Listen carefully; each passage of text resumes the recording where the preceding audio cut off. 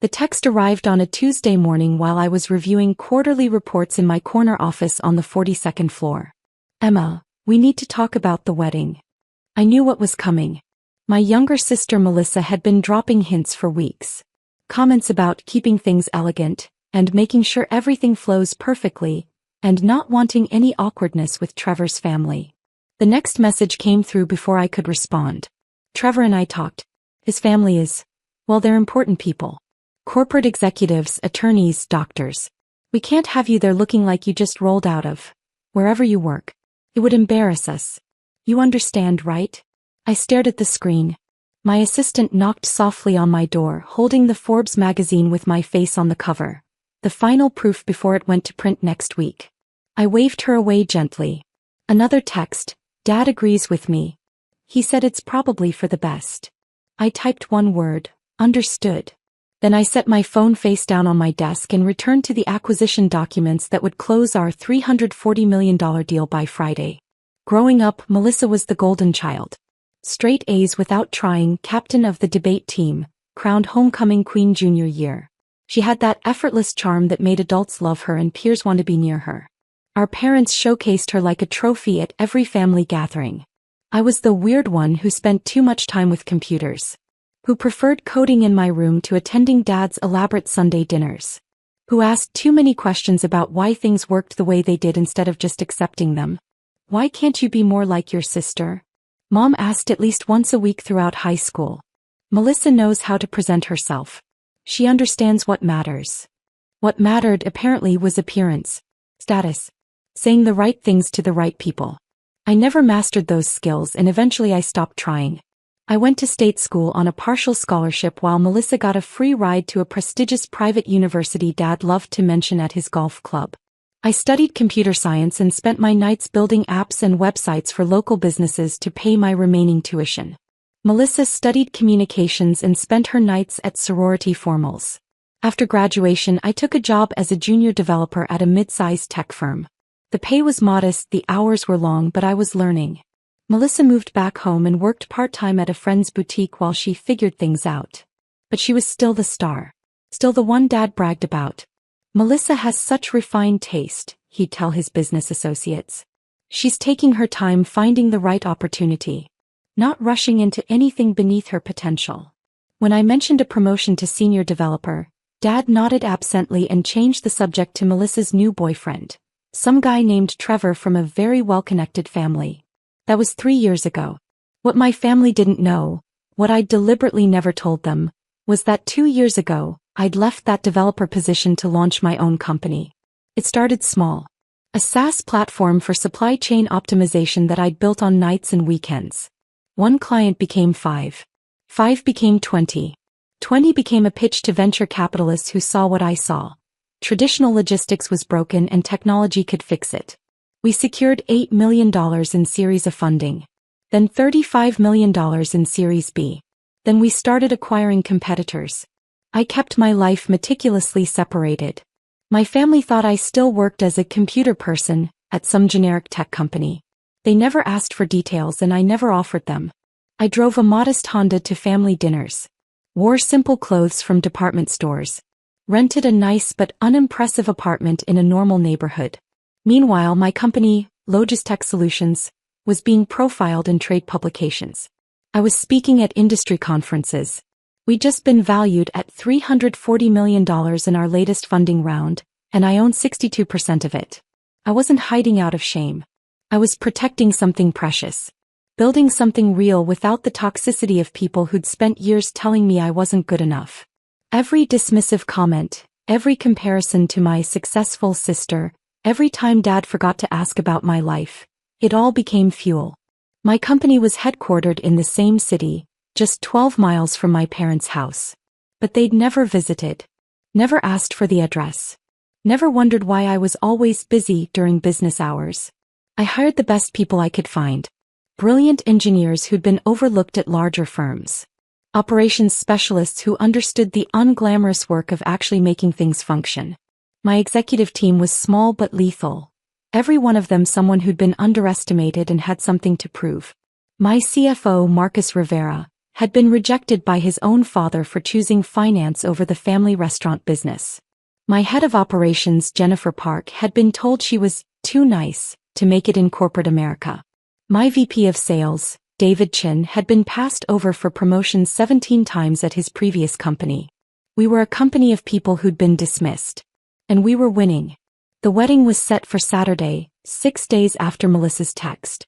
I didn't respond further and she didn't follow up. As far as my family knew, I'd accepted my exclusion quietly, the way I always accepted their boundaries.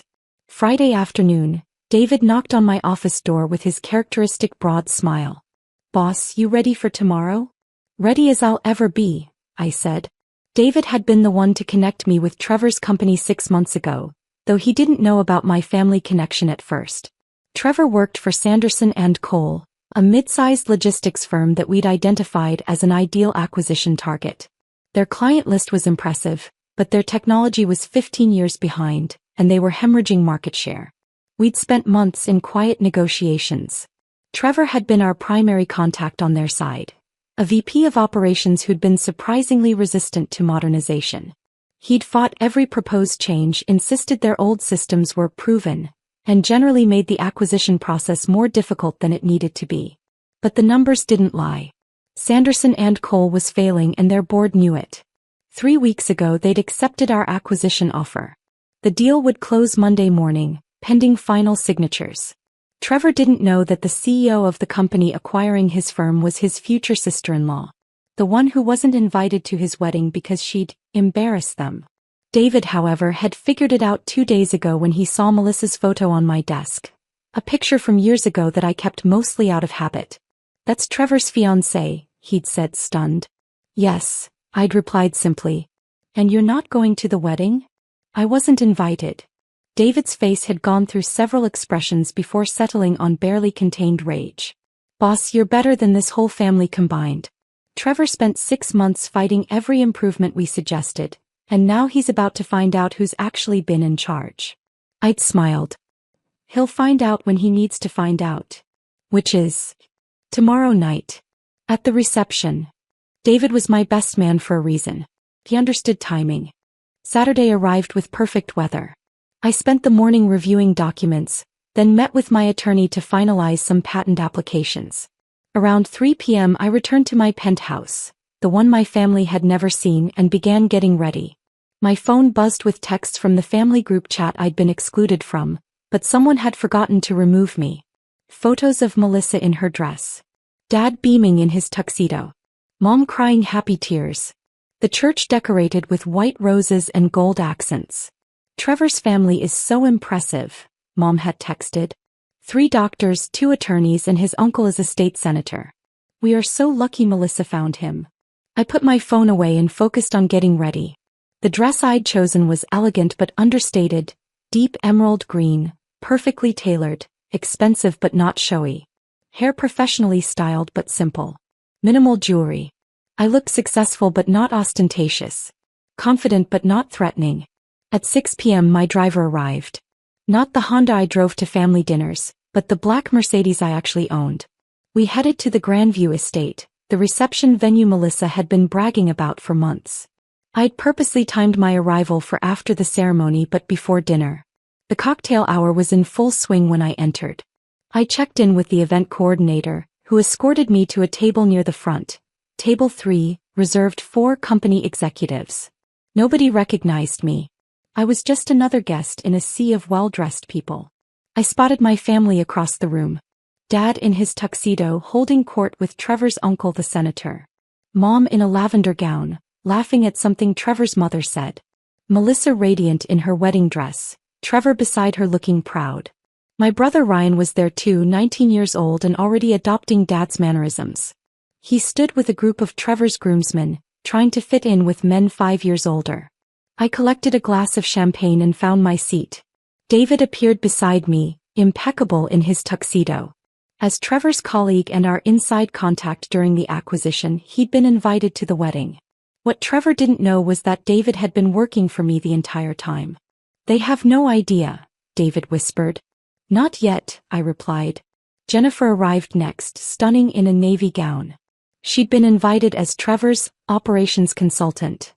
He'd worked with her throughout the acquisition without realizing she reported to me. Marcus came third, equally oblivious to Trevor that his financial advisor was actually my CFO. We sat at table 3, sipping champagne, making small talk with Trevor's genuine colleagues who had no idea what was about to happen. Across the room, I watched Melissa laugh at something Dad said. She looked happy, genuinely happy. Part of me, a small part, felt sad for what was about to happen. But then I remembered the text, "You'll embarrass us." I remembered every time Dad forgot my name when introducing his children to colleagues. Every time Mom sighed when I showed up to dinner in jeans instead of a dress. Every time Melissa rolled her eyes when I talked about my work. I wasn't here for revenge. I was here because after years of being invisible to them, they were about to discover I'd been in the room the whole time. Dinner was served. Prime rib, roasted vegetables, some kind of fancy potato dish. I barely tasted it. My attention was on the head table, where Melissa kept glancing around the room with satisfaction. This was her moment. Her perfect day. Trevor looked confident beside her, playing the part of successful husband. He'd worn that same confidence in our acquisition meetings when he'd insisted his company didn't need to change. When he'd patronizingly explained logistics to Jennifer, who had 15 years more experience than him. When he'd questioned our financial projections to Marcus, who'd worked at Goldman Sachs before joining my team. He had no idea that Monday morning he'd be reporting to those same people. Coffee was served. The DJ announced it was time for toasts. Ryan went first, delivering a rambling speech about growing up with Melissa and how happy he was she'd found Trevor. He was sweet in that oblivious way teenagers are sweet. Dad went second, his voice thick with emotion. "My daughter deserves the best," he said, looking at Trevor.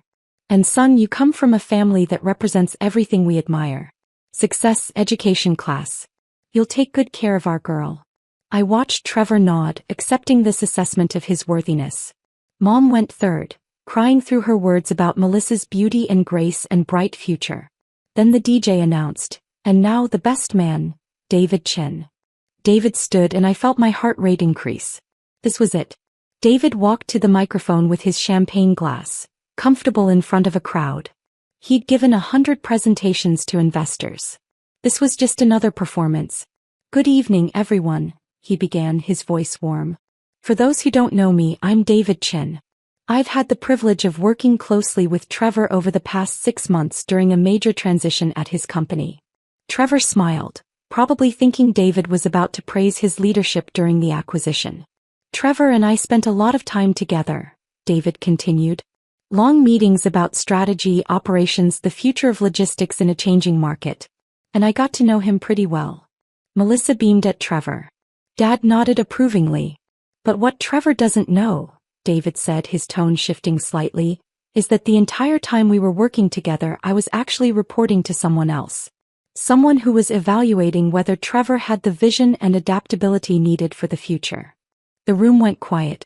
Trevor's smile faltered. "You see, 6 months ago Trevor's company, Sanderson & Cole, entered into acquisition negotiations with Logistech Solutions. Maybe some of you have heard of them. We've been in the news lately." A few people nodded. I saw Trevor's uncle pull out his phone, probably Googling.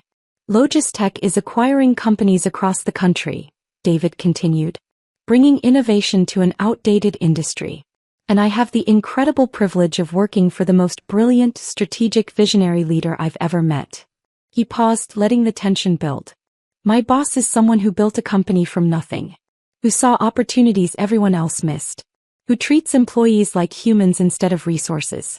Who's been profiled in Forbes, Business Insider and Tech Innovator magazine.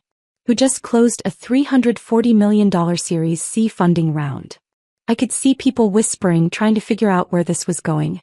"My boss is your new brother-in-law," David said, turning to look directly at Melissa. "She's your sister." He raised his glass toward me. "Everyone, please join me in acknowledging the CEO of Logistech Solutions, Emma Mitchell." The room exploded into chaos. Melissa's face went from confusion to recognition to absolute horror in about 3 seconds. Her champagne glass slipped from her fingers, shattering on the floor. Dad stood up so fast his chair fell backward. Mom's hand flew to her mouth. Trevor's face cycled through confusion, disbelief, and then a sick understanding as he realized what this meant. His company had been acquired. By me. His embarrassing future sister-in-law who wasn't worthy of attending his wedding. His colleagues at table 3, the ones who'd been making small talk with me all evening, were staring in shock. Jennifer gave them a little wave. Marcus smirked into his champagne. David continued speaking, his voice cutting through the noise. Emma doesn't usually attend acquisitions personally, but this one was special. Trevor, you spent 6 months fighting every modernization proposal. Every technological upgrade. Every efficiency improvement.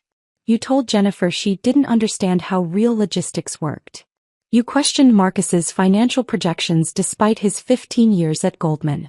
You insisted your outdated systems were superior. Trevor had gone pale. And on Monday morning, David said cheerfully, you'll report directly to Jennifer as part of the new operations structure. Marcus will be restructuring your entire financial department.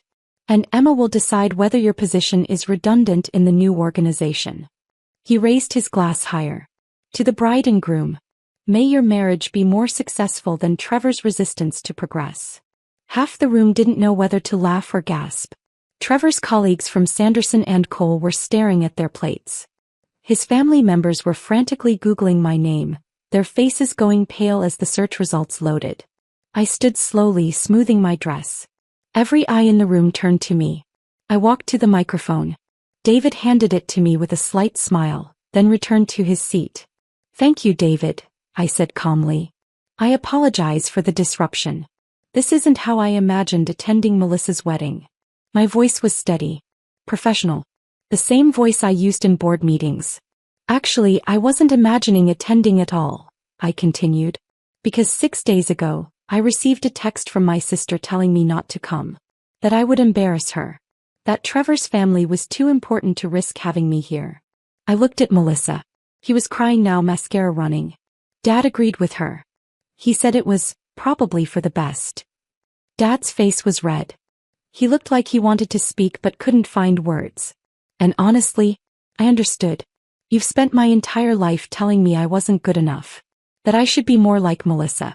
That I was wasting my potential with computers. That I didn't know how to present myself properly. Mom was crying now too. So I stopped trying to prove myself to you. I built something real instead. Something that didn't need your approval to exist. I turned to Trevor. Trevor, you and I spent 6 months in meetings. You fought every suggestion my team made. You were condescending to Jennifer, dismissive of Marcus, and resistant to every attempt at innovation. You clung to outdated systems because admitting they needed to change would mean admitting you'd been wrong. His jaw was clenched so tight I could see the muscles jumping. On Monday morning, Sanderson and Cole officially becomes a Logistech subsidiary. Your entire executive team will be restructured. Your systems will be modernized. And you'll either adapt or you'll be replaced. I let that sink in. But tonight isn't about business, I said, my tone softening slightly. Tonight is Melissa's wedding day. And despite everything, she's my sister. I raised my glass. To my sister. I hope your marriage brings you happiness. I hope you find someone who values you not for what you look like or who your family is, but for who you actually are. I hope you never have to feel invisible in your own family. I took a sip of champagne. And I hope you never have to build something great while being told you're an embarrassment. I set the glass down and looked at my parents. David, Jennifer, Marcus, we should go. We have an early meeting Monday. My team stood immediately. We walked toward the exit together, leaving absolute silence in our wake. As we reached the door, Dad's voice finally broke through. Emma, wait. I paused but didn't turn around. You never told us. You never said anything about a company or money or... You never asked, I said simply. In 3 years you never once asked what I actually did. You assumed I was still some entry-level worker because that's what you wanted to believe. It was easier than admitting you might have been wrong about me. We're your family, Mom said, her voice breaking. I turned to look at them then. Really look at them. Dad in his expensive tuxedo that cost less than what I spent monthly on my developer team's training budget. Mom in her lavender gown from a boutique Melissa probably helped her choose. Melissa in her wedding dress, crying her perfect day destroyed. Ryan stood off to the side, looking confused and young. Family doesn't tell you you're an embarrassment, I said quietly. Family doesn't exclude you from important moments because you don't fit their image. Family doesn't spend years making you feel invisible and then act shocked when you become visible on your own terms. Emma, please, Melissa started. I'm not angry, I interrupted. I'm really not. I'm actually grateful. You taught me that approval from people who don't value you is worthless. You taught me that I'm capable of more than you ever imagined. You taught me that the only validation that matters comes from doing the work. I looked at Trevor. See you Monday, Trevor. Dress code is business casual. We're not big on formality.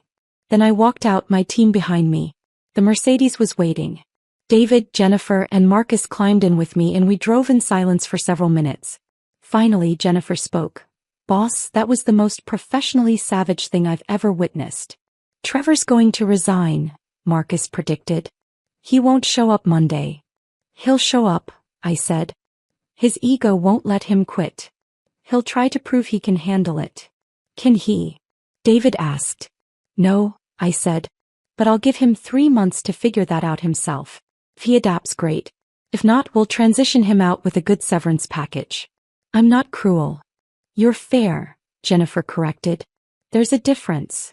We drove to my favorite restaurant, a small Italian place in the arts district where nobody cared about status or appearances. We ordered wine and pasta and spent 2 hours talking about Monday's actual meeting, a potential acquisition in Portland that would expand our Pacific Northwest coverage. Around 11, David's phone started buzzing. Then Jennifer's. Then Marcus's. It's everywhere, David said, scrolling through his phone. Someone posted about what happened. It's trending on local Twitter. Tech CEO crashes sister's wedding. Bride uninvites sister who turns out to be millionaire boss. Wedding toast becomes corporate takeover announcement. That's not accurate, I said. I didn't crash. I was at my assigned seat. Marcus laughed so hard he nearly spilled his wine. My own phone had been buzzing for an hour. I finally looked at it. 47 missed calls from Mom. 33 from Dad. 62 text messages in the family group chat. 12 voicemails. I opened the family chat. It was pandemonium. Mom, Emma, please call us. We need to talk about this, please. Dad, call me immediately. Ryan, is Emma actually rich? Google says her company is worth like $300 million. Melissa, how could you do this to me on my wedding day? Aunt Sarah, I always knew Emma was special. Why didn't anyone tell me she was successful? Uncle Mike, just Googled Logistech. Holy shit, Emma is a CEO? Cousin Jennifer, wait, is this the same Emma we thought worked at like Best Buy or something? Various relatives chiming in with shock, confusion, demands for explanation. And then at the very bottom, one message from Melissa sent 20 minutes ago. Trevor won't talk to me. He locked himself in the bathroom. His family left early. Everyone is staring at me. You ruined everything. I stared at that message for a long time. Jennifer noticed. You okay, boss? Yeah, I said, setting my phone face down. I'm okay. But I wasn't sure if I believed it. Sunday morning, I woke up in my penthouse to 73 new messages and a trending hashtag. Hashtag wedding v. Apparently someone had recorded David's entire toast and posted it online. The video had 2.3 million views. Comments ranged from, "This is the most satisfying thing I've ever seen," to, "That poor bride," to, "Why did the family treat her like that?" A reporter from Forbes had emailed asking for comment. So had Business Insider, TechCrunch, and 3 local news stations. My publicist was having a meltdown in my inbox. Emma, we need to get ahead of this story. Can we schedule a call? I ignored all of it and went for a run. When I returned, there was a car parked in front of my building. Dad's BMW. He was sitting in the lobby when I walked in, still in yesterday's tuxedo shirt and pants, looking like he hadn't slept. The concierge gave me an apologetic look. She knew not to let people up without permission, but she couldn't stop them from waiting in the public lobby. Emma, Dad said, standing immediately. Please. We need to talk. I considered walking past him to the elevator. Instead, I gestured to the seating area by the windows. We sat. He looked older than I'd ever seen him. Tired. Lost. I don't understand, he said finally. Why didn't you tell us? About the company, the money, any of it. Would you have believed me? I asked. He opened his mouth to respond, then closed it. If I'd told you 3 years ago that I was starting a company, what would you have said? He was quiet for a long moment. I probably would have said it was risky. That you should keep your stable job. You would have told me I was being unrealistic, I said. That I should be more practical. Like Melissa. Melissa. He trailed off. Melissa is devastated, I said. Her wedding is all over the internet. Her husband is probably questioning everything. His family thinks we're all crazy. And she blames me. She shouldn't, Dad said. We made this happen. By treating you the way we did. It was the closest thing to an apology I'd ever heard from him. I've spent my entire adult life trying to earn your approval, I said. And I finally realized I never would. Not because I wasn't successful enough, but because you'd decided who I was when I was 16. The weird computer girl who didn't fit.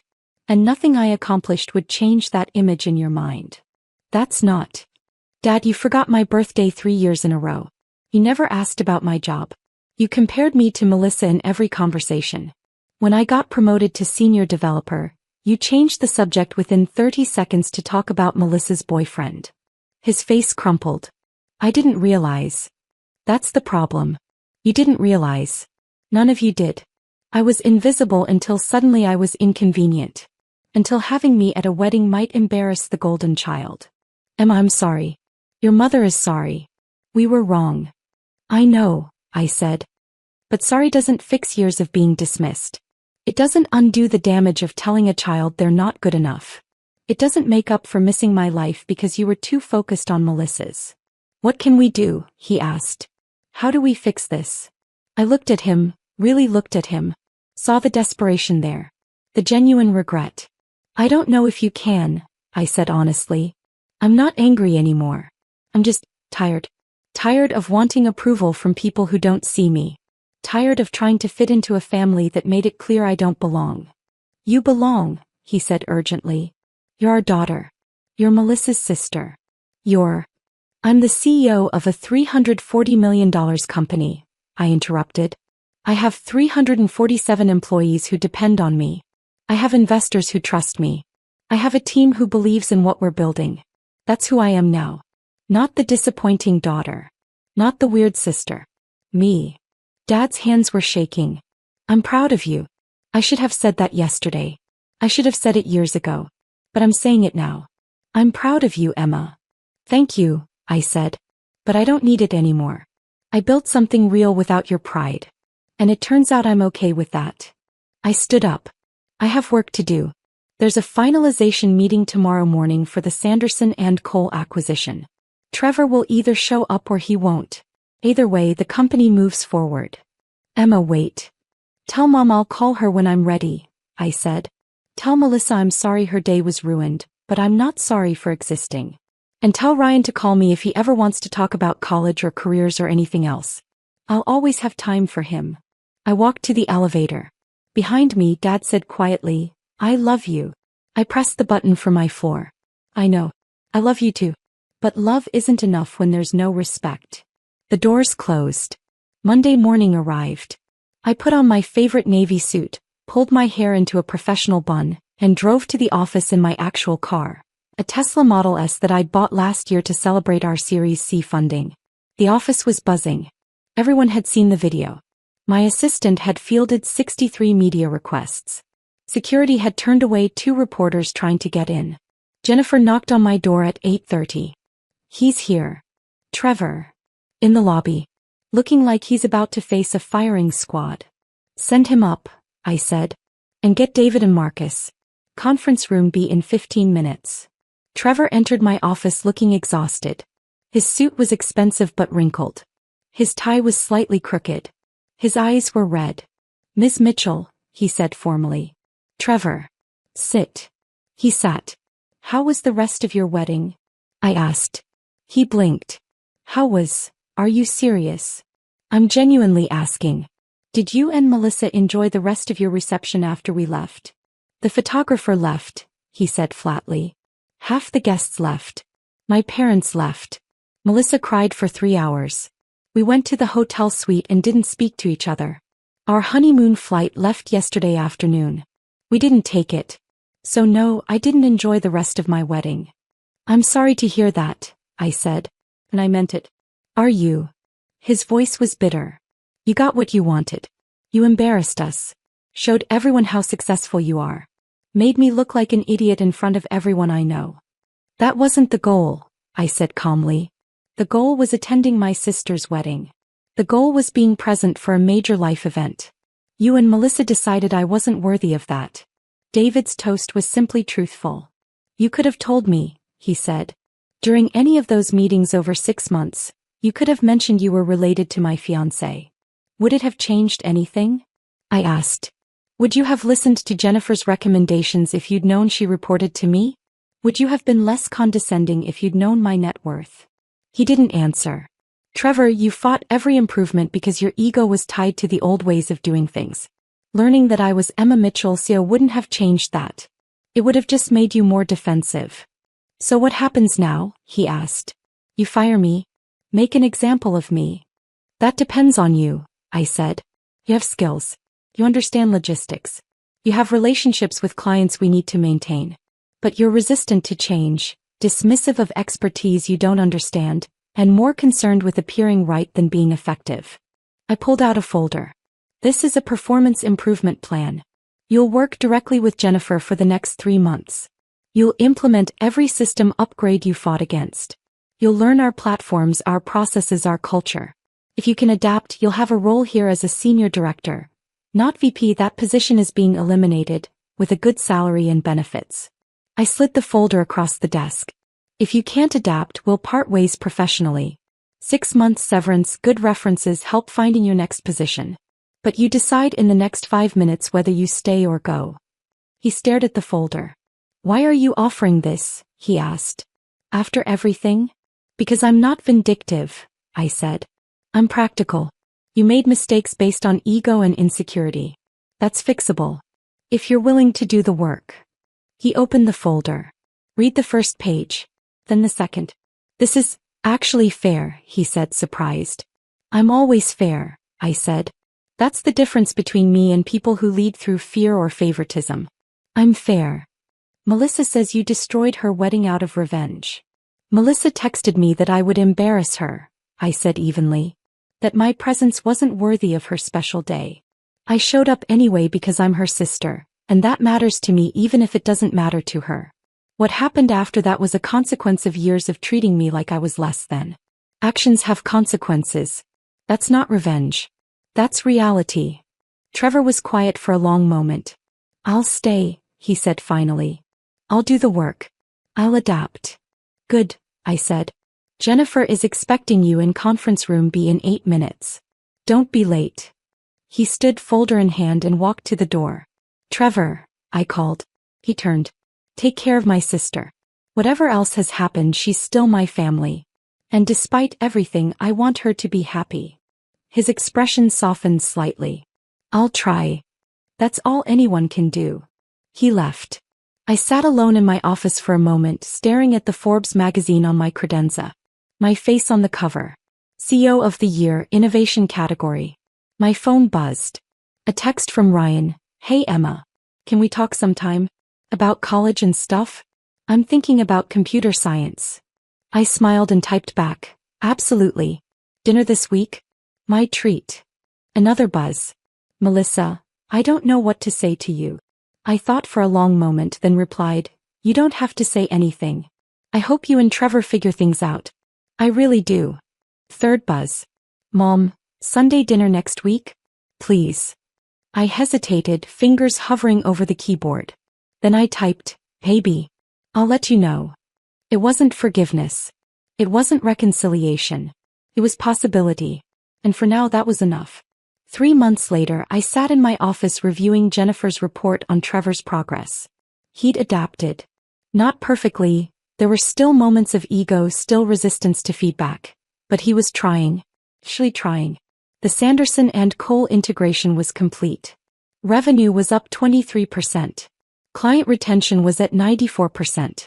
5 employees from the old firm had transferred to other Logistech departments, including Trevor's former assistant, who was thriving in operations.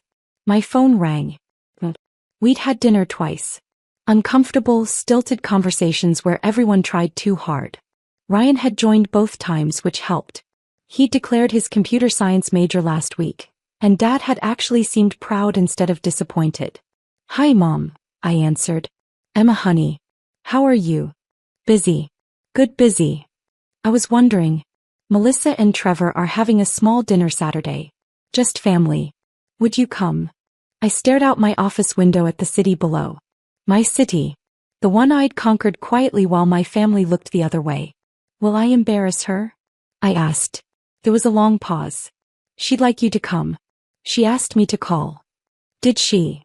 "She's trying, Emma. We're all trying." I thought about the text that started everything. About years of being invisible. About the moment David raised his glass and made me visible in a way I'd never asked for. About the fact that despite everything, Melissa was still my sister. "I'll come," I said. "But I'm not pretending the past didn't happen." "No one's asking you to," Mom said quietly. "We just want to try moving forward." "Hey," I said. "I'll be there." I hung up and returned to Jennifer's report. There was work to do. There was always work to do. But maybe, there was room for family too. On my own terms this time. Finally,